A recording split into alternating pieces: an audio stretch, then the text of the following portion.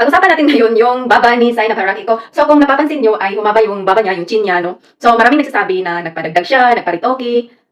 Basta maraming mga sinasabi ang tao sa kanya, tungkol sa kanya. Kasi nagaganap ito ng birthday niya. So uploaded na po yung kanyang birthday video doon sa YouTube channel niya. And ngayon, di ba naba siya ng karamihan. So may explanation sa na bakit nangyari yung ganyan. No? Kaya ito yung kasabihan na bago tayo manghusga ng buhay ng tao, ay alamin muna natin kung bakit nangyayari ito.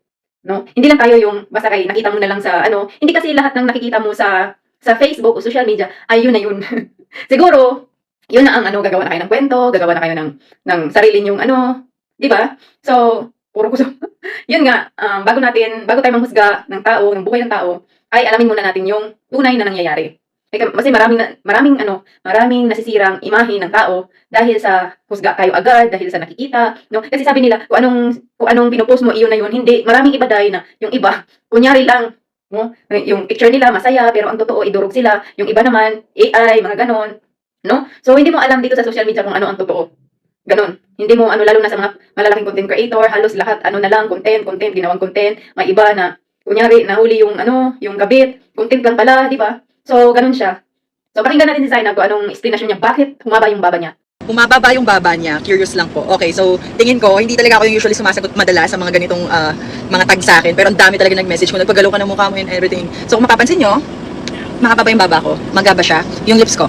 Okay naman, di ba? Kasi, days before my birthday celebration, meron akong dalawang endorsement shoot and TVC siya. So, the whole time talagang nakangiti ako. Sobrang ngitik. Ha! Ganon. So, ngayon, nagkaroon ng maga yung muscle ko sa sobrang smile ko. As in dito, namaga siya. Tapos, hindi ako makalunok ng maayos. Sobrang sama ng pakiramdam ko. Siguro 3 days before, celebration. Tapos, hindi ko ma-cancel kasi already paid, settle na yung birthday party ko. And, ang dami nag-comment sa videos ko, ang daming articles na nagdimbabalo daw ako, nagmaba daw yung baba ko. So, ginagawa ko tong video na to just to share kung bakit nga ba ganun yung itsura ko that time. So, kaya ganun ang itsura ko that time. Namaga siya, uminom ako ng gamot, and yung gamot na ininom ko is from Japan and binigay ng doktor. Kasi nagpa-check up ako agad, hindi talaga ako makalunok, hindi ako makasalita.